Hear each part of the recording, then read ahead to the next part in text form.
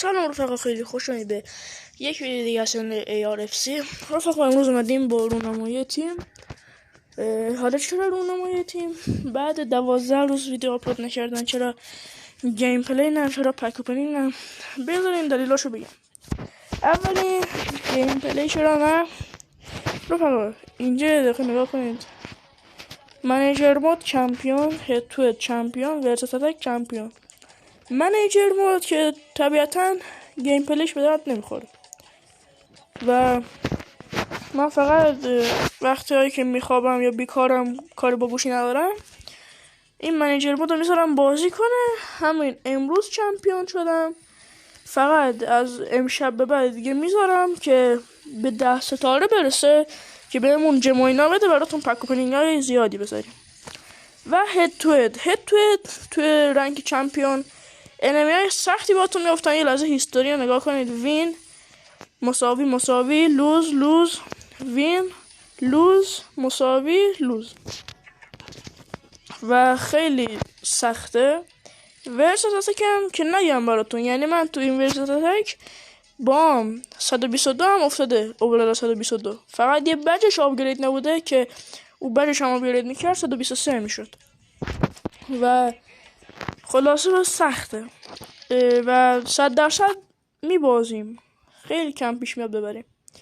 و یه موضوع دیگه، اینجا ما این پلیرامونو داریم که پلیرهای خوبی داریم، فقط قرار سی ام رو عوض کنم، این سی ام هم عوض کنم، ال ام رو عوض کنم. ال ام هم چون 109 بوده، خیلی وقت پیش خریدم ولی چون ازش واقعا راضی بودم، شوتای خوبی میزد،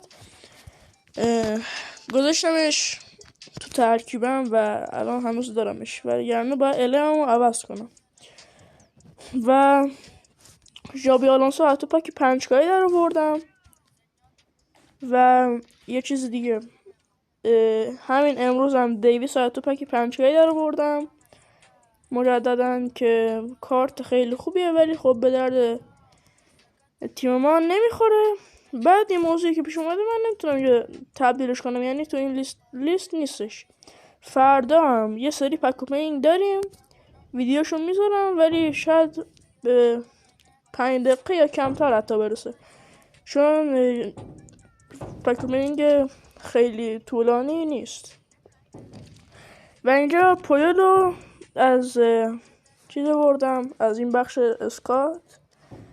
اینجا در واقع دیلی پیک نه، اینم نه، اینو گیرمون اومده بود زدیم و دیگه پویلو گرفتیم. و آقا این ویدیو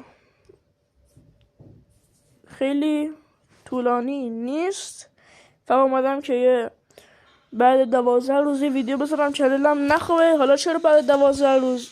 چون من یک هفته محلمون بودم، یک هفته کلا درگیر بودم و اصلا نمیتونستم ویدیو بذارم. بعد تو چنل تلگرامم گفتم که به خاطر امتحانات و اینا ویدیو نمیشه گذاشت و خلاصه آره دیگه ویدیو نمیشه گذاشت چون امتحان هست، باید بشینم بخونم، سخته. آره دیگه. و از همه طرف تحت فشار بودم که نمیتونستم ویدیو بذارم، ولی الان یه ویدیو میذاریم، چنلمون نخوابه، فردا هم باز ویدیو میذاریم. فقط اومدم این ویدیو رو بذارم که چنلم نخوابه، چون بعد 12-13 روز طبیعتا یه ویدیو باید داشته باشیم که باز طرفدارا برگردن و لایک ها برگرده.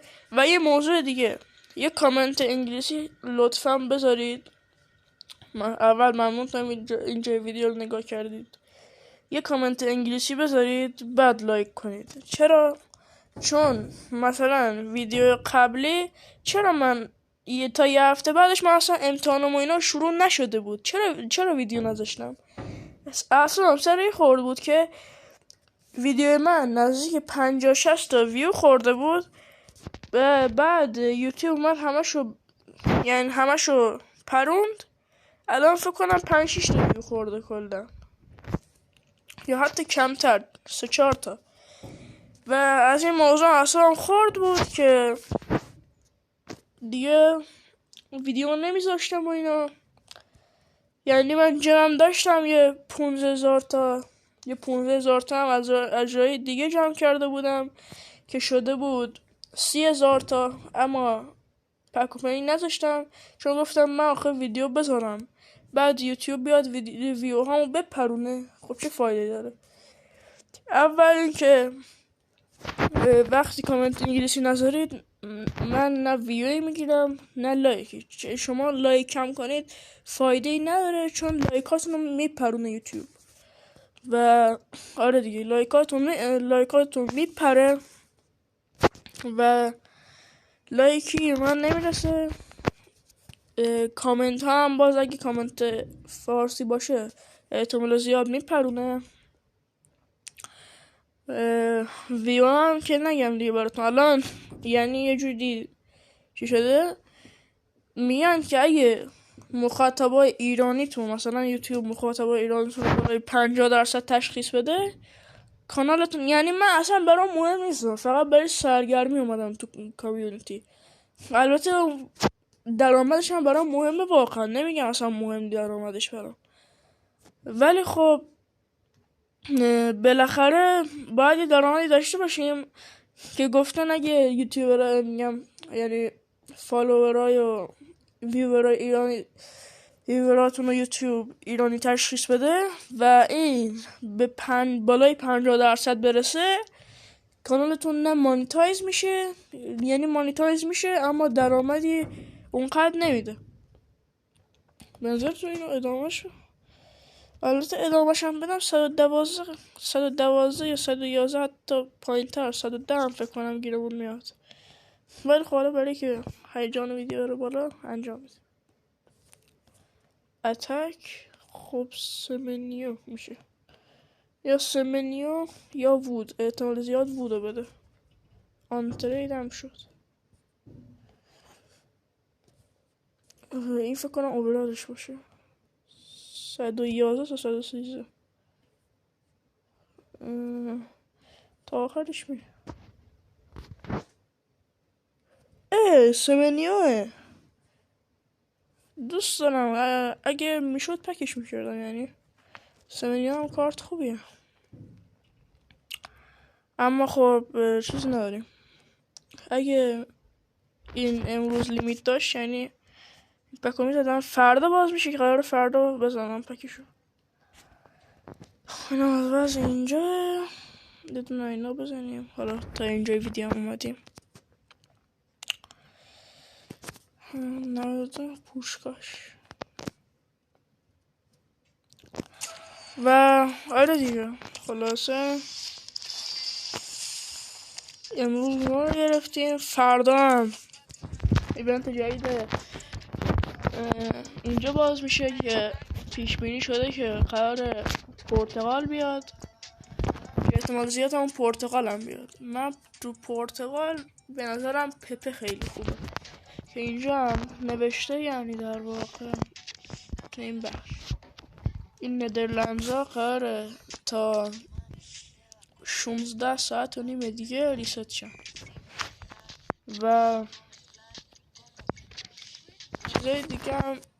یه چیز هست من تازه خودم فهمیدم، این تو این بخش لایو ایونت و بخش اسکاتینگ کمپ بیاید میتونید رنک اپ پوینت دریافت کنید که من خودم میخوام الان برم بازیش کنم و رنک اپم جور بشه واسه آپگرید جابی آلونسو که 119 شه و هافبکمون هم باید تقویت شه. همه هافبکام باید عوض شن بغیر از جابی آلونسو، حتی محرز هم باید عوض شه با که واقعا شوتن خوبیه، بهترین گلزن تیم همه، اما باید عوض شن. اوورالش پایینه و رو اوورال تیممون تاثیر داره.